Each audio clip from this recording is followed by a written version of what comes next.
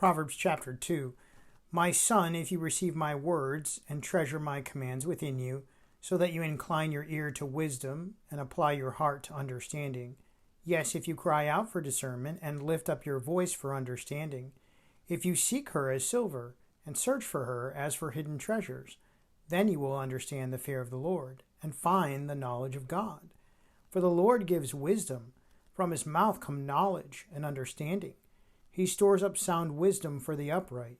He is a shield to those who walk uprightly. He guards the paths of justice and preserves the way of his saints.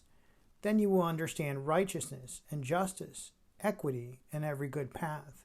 When wisdom enters your heart and knowledge is pleasant to your soul, discretion will preserve you, understanding will keep you, to deliver you from the way of evil, from the man who speaks perverse things, from those who leave the paths of uprightness to walk in the ways of darkness, who rejoice in doing evil and delight in the perversity of the wicked, whose ways are crooked and who are devious in their paths, to deliver you from the immoral woman, from the seductress who flatters with her words, who forsakes the companion of her youth and forgets the covenant of her God.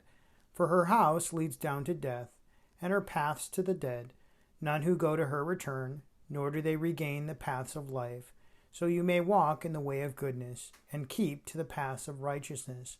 For the upright will dwell in the land, and the blameless will remain in it. But the wicked will be cut off from the earth, and the unfaithful will be uprooted from it. Proverbs 2 begins showing us the value of wisdom. If you look at verse 1, it says, if we receive God's words and treasure his commands. As it goes to verse 2, and apply our hearts to his understanding. Verse 3, if you cry out for discernment. Verse 4, if you seek wisdom as silver and search it like you would buried treasure. Then in verse 5, only then will you understand the fear of the Lord and at the same time find the knowledge of God. Now what's interesting here is that in these few verses as they come together, it's pointing to the fact that we need to search with all of our heart. We need to go out and search for that buried treasure, the excitement of trying to look for and find that buried treasure. It's not just going to show up on our doorstep like our Amazon packages. We have to go out and find it. We have to search for it with a great amount of effort. We have to put a lot of effort into going out and getting it.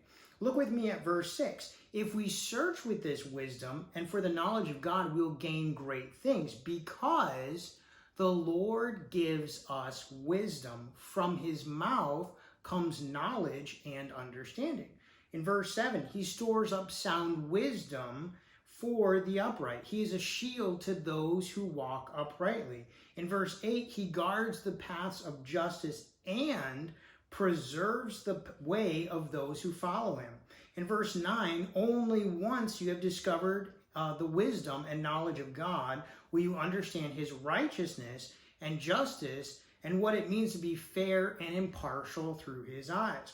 Now, in other words, his wisdom will help us, and it will help us to overcome many things in our lives, and we can gain his wisdom if we search for it with all of our hearts, and we go out and get it. Only once we have it can we use it actually in our lives, and it will also help us to understand better the fear of the Lord.